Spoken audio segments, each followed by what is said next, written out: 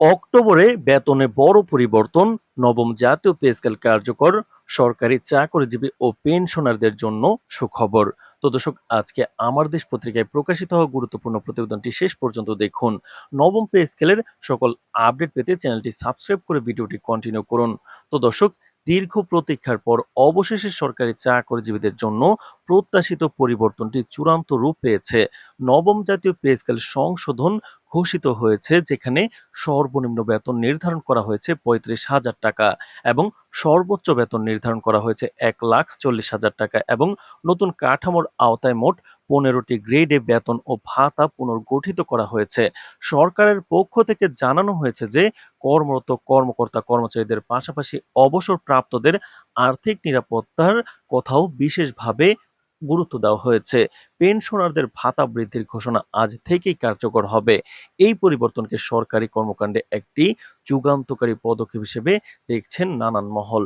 তো দর্শক, পে স্কেলের এই সংস্কার দীর্ঘ সময় ধরে চলে আসা দাবি, আলোচনা ও অর্থনৈতিক বিশ্লেষণের সমন্বয়ে গ্রহণ করা হয়েছে। সংশোধিত কাঠামোতে নিম্ন পদস্থ থেকে উচ্চ পদস্থ সকল কর্মচারীদের অর্থনৈতিক মর্যাদা ও ক্রয় ক্ষমতা বাড়বে, এটাই সরকারের আশাবাদ।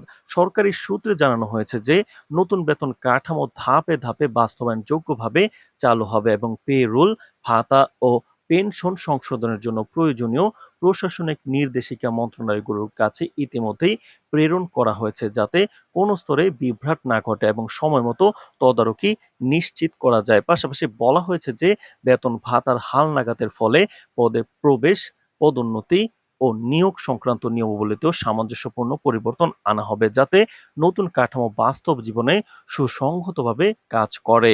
তো দর্শক, ভিডিওটির এই মুহূর্ত পর্যন্ত যারা দেখছেন, চ্যানেলটি সাবস্ক্রাইব করে ভিডিওটি কন্টিনিউ করুন নবম পে স্কেলের সকল আপডেট নিয়মিত পেতে। তো দর্শক, অর্থনীতিবিদরা উল্লেখ করেন যে বেতন ও ভাতা বৃদ্ধির প্রত্যক্ষ প্রভাব হিসেবে অভ্যন্তরীণ ভোগব্যয় বাড়বে। বাজারে চাহিদা বাড়ার মাধ্যমে ব্যবসায়িক গতিশীলতা তৈরি হবে এবং অর্থনীতির সার্বিক চাহিদা ভিত্তিক পুনরুদ্ধারে সহায়তা মিলবে। একই সঙ্গে তারা সতর্ক করে দেন যে এই পরিবর্তনটির জন্য সরকারি ব্যয় বাড়বে, ফলে তা বাজেট ব্যবস্থাপনা ও তফসিল উপেক্ষা করে না চালাতে হলে যথাযথ তহবিলের গতানুগতিকতা নিশ্চিত করতে হবে। সরকারি কর্মচারীদের আয় বৃদ্ধির ফলে নৈতিকতা ও কাজের প্রতি দায়বদ্ধতা বৃদ্ধি পাবে এবং আর্থিক সচ্ছলতার ফলে দুর্নীতির প্রবণতাও কমবে। তবে মনিটরিং না থাকলে কাঙ্ক্ষিত সুফল আনা কঠিন হবে। একই কারণে সরকারের নির্দেশে সংশ্লিষ্ট সরকারি সংস্থা ও বিভাগগুলোকে বাস্তবায়ন সম্পর্কিত নিয়মকানুন, অডিট এবং মনিটরিং কমিটি গঠন করার কথা বলা হয়েছে।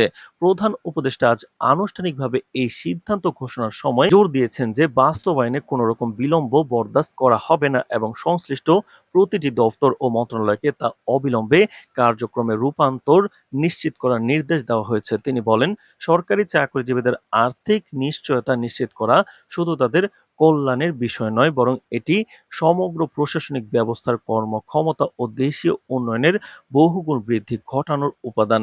তো দর্শক, সমাজের বিভিন্ন স্তর থেকে মিশ্র প্রতিক্রিয়া এসেছে। সরকারি চাকরিজীবীদের সংগঠনগুলো সাধারণত স্বাগত জানিয়েছে এবং বহু কর্মী এই ঘোষণাকে তাদের দীর্ঘদিনের দাবির প্রতিফলন বলে অবহিত করেছে। অন্যদিকে কিছু অর্থনৈতিক বিশ্লেষক মূল্যস্ফীতির সম্ভাব্য প্রভাব নিয়ে সতর্কতা প্রকাশ করেছেন। তো দর্শক, ভিডিওটির এই মুহূর্ত পর্যন্ত যারা দেখছেন, চ্যানেলটি সাবস্ক্রাইব করে রাখুন পরবর্তীতে নবম পে স্কেলের সকল আপডেট সবার আগে পেতে। তো দর্শক, সংক্ষেপে, নবম জাতীয় পে স্কেল সংশোধন কেবল একটি বেতন ঘোষণা নয়, এটি সরকারি চাকরিজীবী ও পেনশনারদের জন্য অর্থনৈতিক নিরাপত্তা ও মর্যাদার পুনর্গঠনে একটি যুগান্তকারী পদক্ষেপ। নতুন কাঠামো সুষ্ঠুভাবে বাস্তবায়িত হলে প্রশাসনিক কার্যক্রমে ইতিবাচক পরিবর্তন, ভোগ্যপণ্য বাজারে চাহিদা ও মূল্যস্ফীতি ও কর্মসংস্থানের পরিবেশে অনুকূল হেরফের দেখা দিতে পারে। তবু এর সফল বাস্তবায়নের জন্য সুপরিকল্পিত বাজেট বরাদ্দ, কঠোর মনিটরিং এবং স্বচ্ছ কার্যপ্রণালী অপরিহার্য। এসব দিক এখন সরকার ও সংশ্লিষ্ট প্রতিনিধিদের সমন্বিত তত্ত্বাবধানে থাকবে বলে আশা করা হচ্ছে। তো দর্শক, নবম পে স্কেল এবং মহার্ঘ ভাতার পরবর্তী যে কোনো আপডেট পেতে চ্যানেলটি সাবস্ক্রাইব করে রাখুন। আজ এ পর্যন্তই, ধন্যবাদ।